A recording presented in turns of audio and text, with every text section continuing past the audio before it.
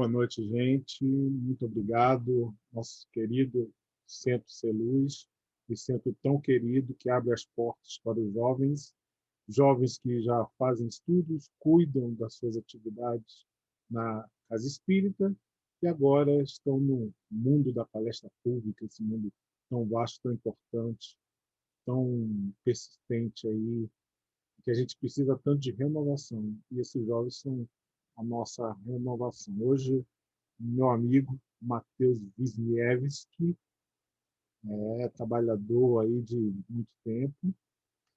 E o tema de hoje eu vou ler aqui para a gente, um tema muito interessante, do livro Vinha de Luz, nosso querido Emmanuel, pelo médico Franciscano Xavier, capítulos 2. Vê como vives. E chamando 10 servos seus, deu-lhes 10 minas e disse-lhes: negociai até que eu venha. Jesus, Lucas, capítulo 19, versículo 13º.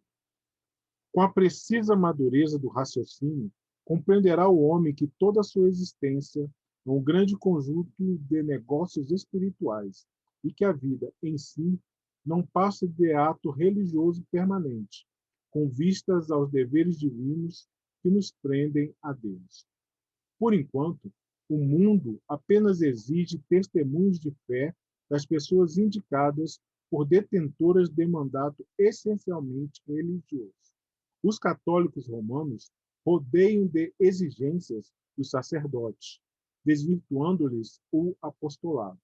Os protestantes, na maioria, atribuem aos ministros evangélicos as obrigações mais completas do culto. Os espiritistas reclamam de doutrinadores e médios as supremas demonstrações de caridade e pureza, como se a luz e a verdade da nova revelação pudessem constituir exclusivo patrimônio de alguns cérebros falíveis. Urge considerar, porém, que o testemunho cristão do campo transitório da luta humana é dever de todos os homens, indistintamente. Cada criatura foi chamada pela providência a determinado setor de trabalhos espirituais na Terra. O comerciante está em negócios de suprimento e de fraternidade. O administrador permanece em negócios de orientação, distribuição e responsabilidade. O servidor foi trazido a negócios de obediência e edificação. As mães e os pais terrestres foram convocados a negócios de renúncia, exemplificação e devotamento. O carpinteiro está fabricando colunas para o tempo vivo do lar. O cientista vive fornecendo equações de progresso que melhorem o bem-estar do mundo. O cozinheiro trabalha para alimentar o operário e o sábio. Todos os homens vivem na obra de Deus, valendo-se dela para alcançar um dia a grandeza divina. Usufrutuários de patrimônios que pertencem ao Pai encontram-se no campo das oportunidades presentes, negociando com os valores do Senhor. Em razão desta verdade, meu amigo, vê o que fazes e não te esqueças de subordinar teus desejos a Deus, nos negócios que por algum tempo te forem confiados no mundo. Mensagem importante aí. Vê como vives, Mateus vai falar para a gente. Antes disso, eu vou fazer a prece, elevando o pensamento a Deus, pedindo a proteção dos nossos mentores amigos, mentores que estão do nosso lado em todos os instantes, que possam, nesse momento, nos orientar, nos envolver nas mais belas energias de paz e fraternidade. Ser conosco, nos envolvendo, nos fortalecendo, a todos nós que precisamos tanto do teu amor. Que assim seja. Com a palavra, meu amigo Matheus. Boa noite, então, a todos. Boa noite, porque estamos gravando de noite, mas não sei que hora essa palestra vai ser colocada. Então, olá, você aí que está nos assistindo. É uma alegria muito grande poder estar aqui hoje fazendo essa parceria, essa ponte com Formosa. A gente que está aqui na bordinha do DF. Eu trabalho numa comunhão espírita aqui, a Comunhão Espírita Chico Xavier. Eu atuo mais ou menos, né, com a juventude, a gente pode dizer assim. Eu faço parte da Mocidade, sou evangelizador, nas horas vagas palestrante, e também estou envolvido aí com a Federação Espírita do Distrito Federal em algumas atividades, em alguns projetos. E estamos aí trabalhando, ajudando no que a gente pode, no que a gente dá conta. Bom, então, a nossa me foi pedido que a gente falasse sobre o capítulo 2 do livro Vinha de Luz, que é intitulado Ver Como Vi. Eu estou olhando para baixo, gente, que minhas anotações estão aqui. Então, se eu ficar olhando um pouquinho para baixo, ignore. Então, é intitulado Ver Como Vives. E ele tem essa passagem inicial que foi retirado do Evangelho de Lucas, no capítulo 19. E a passagem é especificamente o versículo 13. Quando eu estava estudando a Bíblia na mocidade, né, há alguns anos atrás, nem tantos, né, ainda sou jovem, muito jovem, para deixar claro, nessa palestra. Uma das questões que a gente comentou de como fazer esse estudo, de como fazer essa leitura, é de ver o que estava acontecendo naquele momento na Bíblia, então, ou na passagem que a gente está lendo. Então, não ficar apenas nela, mas a gente tentar ver o todo, ver a parte maior. E o capítulo 19, ele vai narrar a chegada de Jesus para conversar com Zaqueu. É mais ou menos ali o que acontece no capítulo 19. E logo em seguida, Jesus fala da parábola dos talentos, porque o povo estava, vamos dizer assim, criticando a visita dele a Zaqueu, por Zaqueu ser um homem rico e tudo mais. E finaliza com mais algumas questões. Então é mais ou menos isso que o capítulo 19 vem trazer para a gente, e especificamente essa passagem, esse versículo 13, ele é o comecinho da parábola dos talentos contada pelo Evangelho de Lucas. Então, a gente comentando aí por cima, Zaqueu era um recolhedor de impostos, não sei se a gente pode chamar de recolhedor, enfim, ele era o cara lá, uma das pessoas encarregadas de recolher os impostos da região. E as pessoas que eram incumbidas desta tarefa àquele tempo não eram vistas com bons olhos. Elas eram criticadas por terem esse tanto de dinheiro, por serem pessoas abastadas, enfim. O dinheiro naquela época era um problema, não se podia ter esse acúmulo todo de bens. E também pela questão de eles acharem que os impostos eram cobranças abusivas, eram muito altos, ou então se não tinha dinheiro levavam alguma coisa, às vezes tomavam uma pessoa como escrava, enfim. Eram situações abusivas, então tudo isso contribuía para que os recolhedores de impostos não serem vistos com bons olhos. Porém, como nos narra o Evangelho, Zaqueu era um recolhedor de impostos um pouquinho diferente, ele não tinha uma índole tão ruim, vamos classificar dessa forma, tão negativa, tão negligente. E por isso Jesus decidiu, então, naquele momento, ele que nos conhecia melhor do que nós mesmos, e talvez até hoje ainda nos conheça melhor do que nós mesmos, sabia dessa índole de Zaqueu e aceita o convite, então, aceita o convite, não, ele diz, né, para Zaqueu que ele estava indo almoçar na sua casa. E aí Zaqueu dá alguns testemunhos dele, fala que ele, por mais que fosse um recolhedor de impostos, por mais que tivesse dinheiro, ele sempre buscava ajudar os outros. Ele sempre dava o que ele tinha, ele sempre distribuía boas quantias para as pessoas que estavam necessitadas, ou para os seus servos, para os seus trabalhadores, para que eles, né, enfim, pudessem ter uma vida um pouco melhor, uma vida mais fácil. E aí, então, as pessoas que estavam ali naquele encontro primeiro questionavam, criticaram essa postura de Jesus, que como que podia ele que se dizia tão revolucionário, tão bom, tão símbolo de mudança, né, que ia trazer esse novo reino, ir almoçar na casa de uma pessoa tão ruim como era um recolhedor de impostos. E aí Jesus vai nos trazer essa parábola dos talentos para nos dar essa lição de que, independente da nossa condição, independente do que a gente tenha, o que importa é o quão bem nós administramos os recursos que temos. Então, Eu não vou contar direitinho como que o Lucas contou, mas enfim, eu lembro mais ou menos isso, como que é. Então Jesus chamou, um senhor, na verdade, chamou 3 de seus servos, entregou a um 10 talentos, a um 5 talentos e a outro apenas 1 talento. E se debandou e confiou a esses servos a tarefa de cuidar desses talentos, fazê-los multiplicar, enfim. Né? Ele entregou na confiança, ele ia para uma longa viagem, e quando ele retornasse, ele ia querer contas desses talentos. Ele retorna, então ele pergunta primeiro o que tinha 10 talentos, o que ele tinha feito, e ele responde que ele aplicou esses talentos em algum lugar, ele fez esses talentos se renderem, e ele conseguiu mais 10 talentos, e aí, então ele devolveu ao senhor os 10 talentos iniciais que ele tinha ganhado. Ele foi muito elogiado pela sua conduta, pela sua postura, pelo seu trabalho.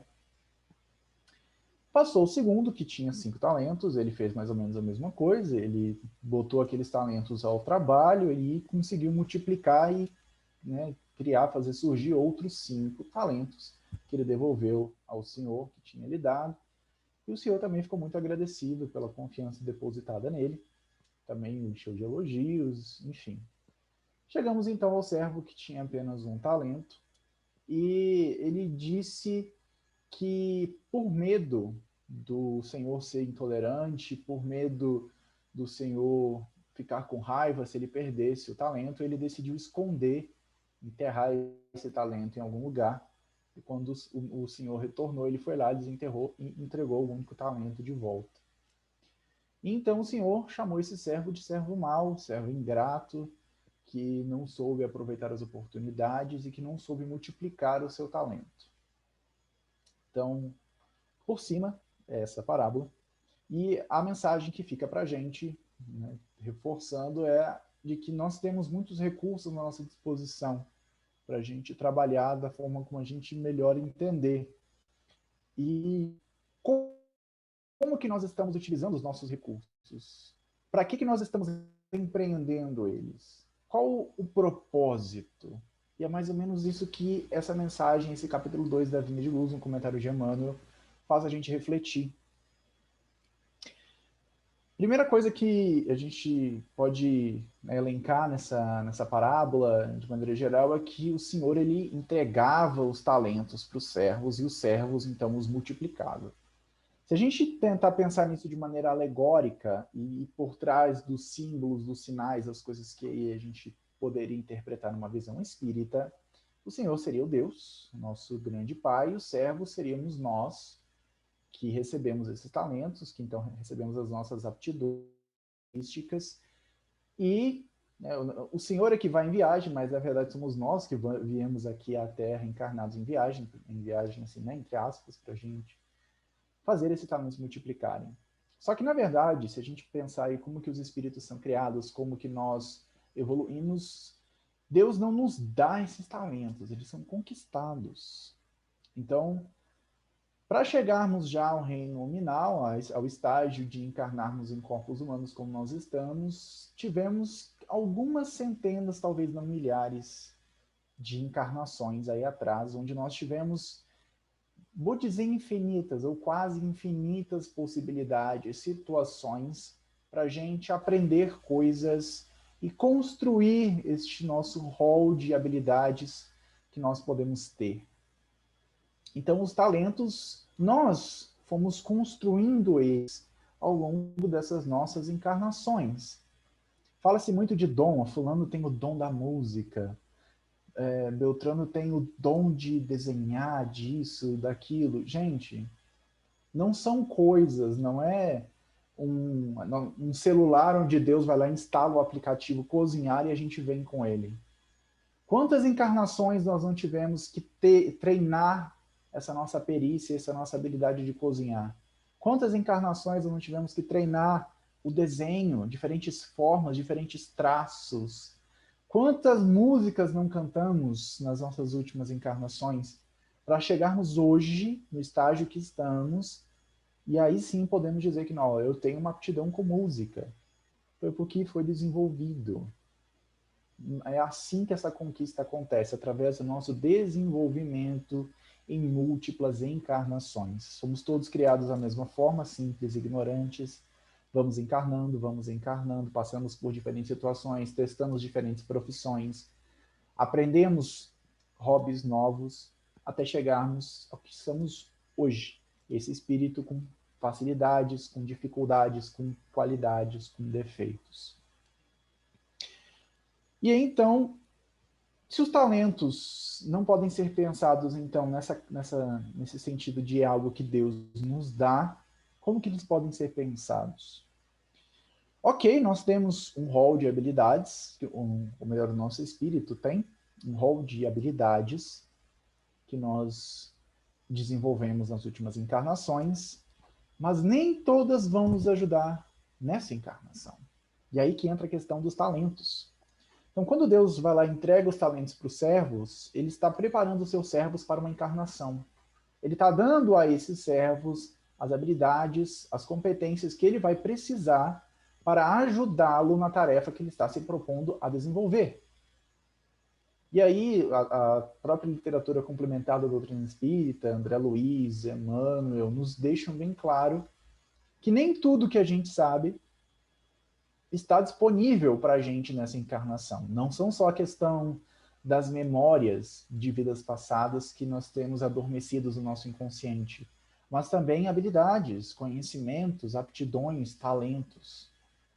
O que não nos vai ser útil nessa vida fica adormecido, nós não temos acesso a isso. Então, é dessa forma que a gente pode pensar nesses talentos. Algumas pessoas vêm com mais aptidões, vêm com mais habilidades, talvez porque tem mais coisas a desenvolver. Na própria questão da parábola e mais à frente, Jesus deixa claro que a quem mais é dado, mais será cobrado. Então, também tem mais coisas para fazer, vai ter mais contas para prestar quando o momento do desencarne chegar. Então, é mais ou menos essa a relação que a gente pode fazer dos talentos com a encarnação que nós temos. Tudo que nós conseguimos fazer hoje com uma certa facilidade, com o que pode ser chamado de dom, que nos dá alegria, que nos dá prazer, facilidade, são coisas que nós já viemos desenvolvendo nas nossas últimas encarnações. Feito então essa preleção inicial, eu gosto muito de dar essa embasada no começo das palestras para saber do que a gente vai falar. Vamos entrar de fato no tema, que é ver como vives. Então, a pergunta que a gente mais pode se fazer disso é como que nós estamos utilizando os nossos talentos na encarnação que estamos levando hoje, agora. O que nós estamos fazendo dessa missão mesmo, né, que Deus nos confiou? A gente fala de missão, geralmente quando a gente fala de missão, a gente pensa nos grandes médiums da doutrina espírita, que tem aquela missão, Chico Xavier, Divaldo, ou então nos papas, essas personalidades que se destacam, inclusive a gente já vai falar delas. Mas quando eu estou falando aqui nessa palestra de missão, leiam ou entendam como a nossa tarefa pessoal, o que nós temos que desenvolver aqui. Nós não viemos aqui a passeio, nós não viemos aqui para brincar com ninguém. A encarnação é algo para nos melhorar. E se tivermos a chance de melhorar aqueles que estão ao nosso redor. Então, qual que é a nossa missão? O que eu vim aqui para desenvolver? O que eu vim aqui para mudar em mim? O que eu vim aqui para contribuir com as outras pessoas? E como que eu estou aplicando os meus talentos nessa missão, nessa tarefa que eu tenho? É que eu comentei a questão das personalidades que se destacam. O capítulo 2 do Vinho de Luz, ele começa mais ou menos falando disso, de que nós tendemos a pensar que os testemunhos de fé, ou essas questões mais espirituais, elas têm que ser única e exclusivamente na nossa vida comum do dia a dia das pessoas que já estão encarregadas e que lidam com isso. Dos líderes religiosos, dos padres, dos pastores, do Papa, no Espiritismo de Chico Xavier, de Divaldo, enfim, quando a gente pensa numa religião, as personalidades, a gente acredita que só essas pessoas têm que dar os seus testemunhos de fé o tempo todo, que elas têm que ser essas pessoas santificadas, puras, belas. E quando a gente pensa isso, a gente esquece que antes de qualquer coisa, eles também são seres humanos.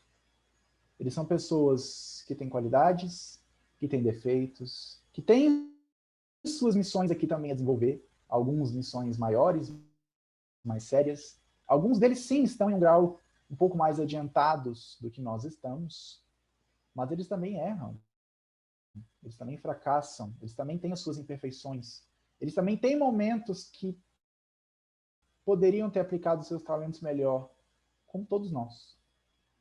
Não são só essas pessoas que têm que ter essa missão de santificar as pessoas, de ser santificados, de levar esse conhecimento de Deus para os outros. Jesus vos disse, vós sois deuses. Nós temos esse poderio todo dentro de nós. Nós podemos, onde quer que estejamos, ser este evangelho vivo de Jesus Cristo. Meu psicólogo uma vez me disse, uma das minhas primeiras terapeutas, eu tinha acho que uns 12, 13 anos, eu estava começando a me envolver com a questão do trabalho espírita. E aí ela me perguntou, ela era espírita também, então ela aproveitou essa ferramenta, né, disponível no consultório. E ela me perguntou o que eu queria fazer na casa espírita, qual que era o meu objetivo com casa espírita.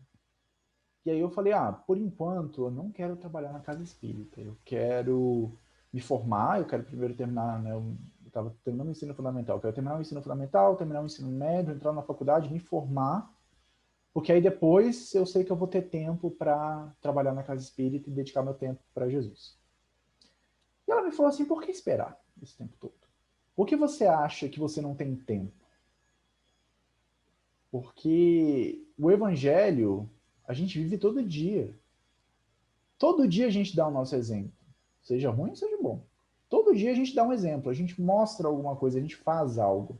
Então, por que esperar esse tempo todo para, digamos, cair de cabeça nesse mundo, quando eu posso, dia após dia, através das lições de Jesus, fazendo o estudo do Evangelho, internalizando isso tudo, mudando a minha moral, a minha ética, ser uma pessoa melhor e buscar ser esse exemplo vivo do Evangelho onde quer que eu esteja. Então, que propósito, pensando nisso, que propósito nós estamos dando para as nossas vidas? Como que nós estamos utilizando os nossos talentos no nosso cotidiano? Eu estou usando esses talentos, eu estou fazendo o que eu faço para buscar vantagem nos lugares onde eu esteja? Eu estou usando os meus conhecimentos para tentar me destacar, mas para ser melhor do que os outros, para me achar melhor do que os que ali estão, para pisar em cima das pessoas, para prejudicar as pessoas, para chantagear as outras pessoas? Ou será que eu estou usando o que eu sei, o que me foi confiado, para tentar tornar a mim, aquele lugar, um lugar melhor para as pessoas viverem, conviverem e fazerem o que precisa ser feito?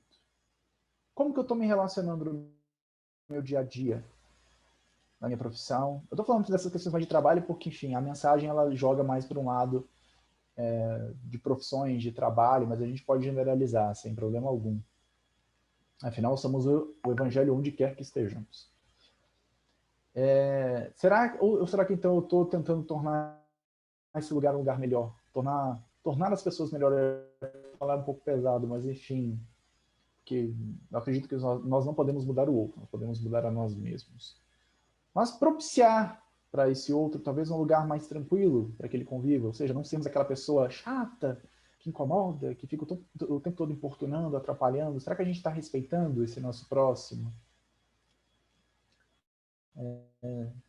Tem um capítulo no Evangelho que se chama Não Podemos Servir a Deus e a Mamon. Então, para que estamos usando os nossos talentos? Para nos destacarmos e termos vantagens materiais?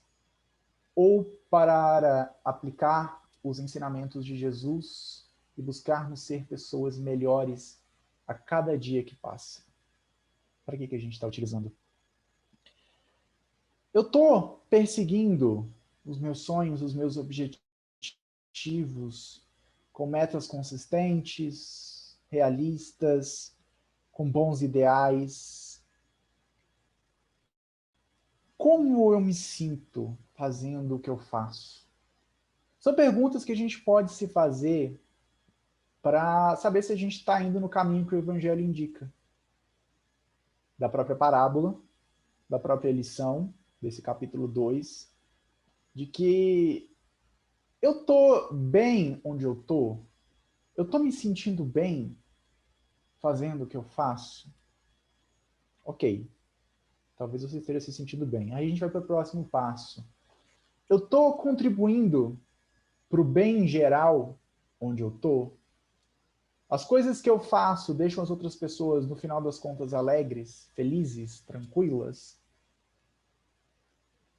É mais ou menos essa a indicação do Evangelho, quando Jesus parabeniza os 2 primeiros servos por terem aplicado os seus talentos e terem rendido frutos. Que é porque eu estou usando os meus talentos, os meus conhecimentos, as minhas aptidões, onde quer que eu esteja, no meu local de trabalho, para render bons frutos. Eu estou fazendo o que eu faço bem feito. Eu não estou querendo pisar em ninguém, eu não estou querendo passar por cima. Eu estou contribuindo para a melhora, não só do ambiente de trabalho, mas talvez dos meus clientes, se eu lido com o público. Eu estou tornando o ambiente mais leve. Você está fazendo tudo isso. Você está aplicando os seus talentos.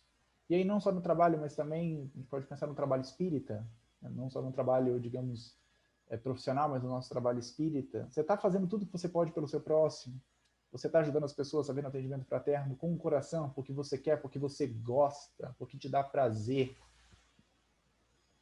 Como que estamos aplicando os nossos talentos no nosso dia a dia? Como estamos vivendo? Ver como vives é o título do capítulo.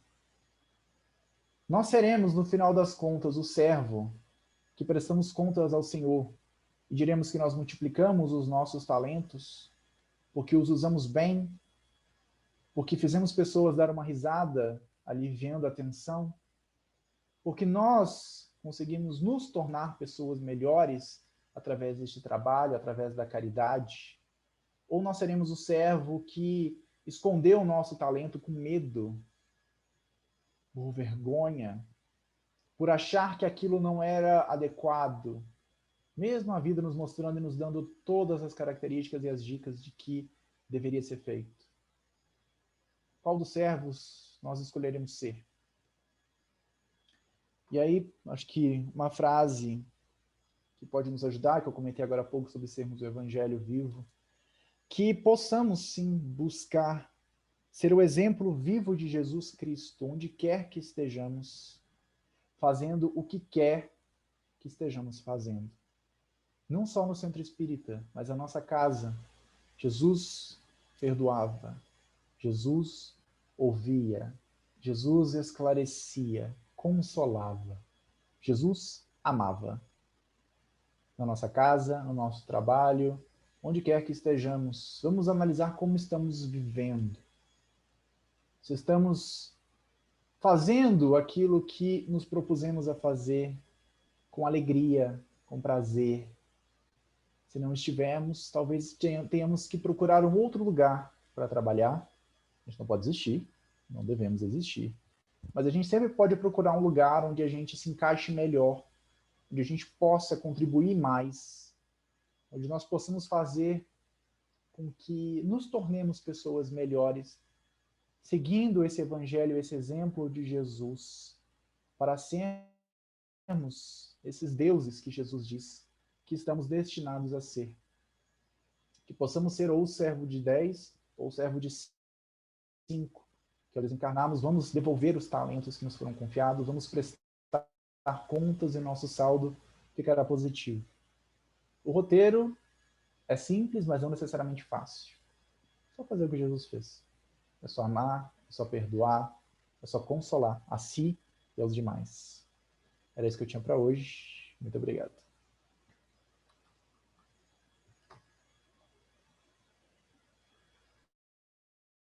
Você está mutado. Mateus, o assunto ele é forte, né? Ele é bem interessante. Você fez uma ligação que Emmanuel faz com a profissão, mas quando você fala assim, o que eu estou fazendo dentro da casa espírita?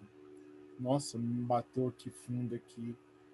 Eu perguntando para mim mesmo, o que eu estou fazendo? Será que eu estou aqui pensando só no meu ego, trabalhando só para me exaltar, se eu estou trabalhando para os outros. Depois desse bate-papo com a psicóloga, como que foi sua ação depois Nessa, disso? olha, eu acho que uns 5, 6 meses depois eu dei a minha primeira palestra. Com 12, 13 anos. E aí desde então eu não parei mais. Caramba. Então mexeu profundamente contigo, né? Mexeu. Assim, naquela época também não tinha muita abertura para os. Naquela época, né? 10 anos atrás, 9. Não tinha muita abertura para os jovens na casa espírita. Hoje já tá mais. Então não tinha muita coisa que o jovem podia fazer. Mas a gente tinha sorte que a nossa coordenadora, que a instrutora da mocidade, ela era coordenadora de estudo, se não me engano, e ela lidava com essa parte de palestra. Então ela conseguiu encaixar uma palestra pra gente. Foi bem, bem legal. E, e assim, como que foi a primeira palestra? Agora eu fiquei muito curioso. Como que foi a primeira palestra para você? Com 13 anos. Não foi um desastre. Não foi um desastre, assim, eu estava muito nervoso, eu gaguejei muito, eu travei muito no que eu precisava falar, e eu não li, eu não cheguei a ler nada, não fiquei lendo o material, mas assim, foi algo muito jogado, eu falei muito rápido, eu não refleti sobre o que eu falei, não tinha ponto, não tinha vírgula, foi assim, bem, lá, lá, lá, lá, pronto, acabou. E aí a palestra acabou em quê? 10, 15 minutos. O que você aconselha assim para as pessoas que estão nessa dúvida? O que você aconselha com base aí, com toda a sua experiência já de 12, 10 anos, né? 10 anos. Por aí, por aí. O que você A sugestão, aconselha? se dá palestra ou não dá, ou que Não, trabalho o eu que faço? que, assim, como se encontrar, assim, ajudar e também estar satisfeito consigo mesmo, o que você aconselha? Eu acredito que é um trabalho extremamente íntimo, de reflexão, de autoconhecimento, de fato, o que te motiva a estar ali, independente do trabalho que você escolhe, o que está te motivando a estar ali? É o que você comentou agora há pouco, é pelo meu ego? É para eu mostrar para os outros que eu consigo ser uma pessoa melhor? É para eu mostrar serviço? É para eu, né, me exibir para as pessoas, olha como eu sou bom, como eu faço esse trabalho com amor, com afinco? Ou você está querendo fazer aquilo para se tornar uma pessoa melhor? Isso não necessariamente é egoísmo, para tentar me tornar uma pessoa melhor, para ajudar os outros, para, enfim, tornar o ambiente um lugar, como eu falei, melhor para se viver, para se conviver, para se evoluir. E sobre satisfação. Ter satisfação é uma coisa legal, não é ruim você buscar satisfação no que você faz, satisfação pessoal. Então, além disso, do que te motiva é o que você está fazendo. Te traz alegria? Te traz prazer? É esse trabalho na casa espírita que você quer fazer? É a sopa que você quer servir? É a palestra que você quer dar? É a aula do ESD ou da mocidade que você quer ministrar? É isso mesmo? Ah, é isso que eu gosto, eu tentei, me senti muito bem, então faça. Mas faça pelos motivos corretos. Se for dar aula, que seja para levar a palavra de Jesus para os outros e, antes de mais nada, escutar a palavra que você mesmo está falando. Se for para sopa, que seja para levar, além do alimento, o consolo, a alegria para as pessoas. Trabalhar de coração aberto, querendo recebê-los, tendo, né, essa caridade, essa paciência. Então, independente do que você faça, busque prazer, busque alegria, faça pelo seu aprimoramento e para ajudar o próximo. Isso é o que o Evangelho nos indica. E também, se você começar a fazer por ego, depois de um tempo, não vai rolar mais. Você mesmo, você cansa. A pessoa cansa. Muito bom, Matheus. Eu vou pensar de hoje para amanhã, já vou pensar um monte de coisa aqui. Fazer nossa prece. Obrigado. Obrigado, Senhor, por essas palavras tão importantes. relembrando o nosso querido Cristo. Emmanuel traz esse título tão forte. E nosso amigo Mateus aí conseguiu abrir um novo panorama, talvez, nas nossas vidas. Que a gente possa, com base nisso, mexer no nosso íntimo. Esse íntimo que frequentemente temos que olhar para ele. Proteja a todos que estão ouvindo, nos assistindo, seja no lar, no trabalho, dentro do carro, na rua, dentro do ônibus, que possa receber nesse instante as vibrações do mais alto que precisamos tanto. Que assim seja. Obrigado, meu amigo. Fique com Deus, tá? Tamo junto. Obrigado pela oportunidade. Abraço e beijo para todo mundo. Tchauzitos.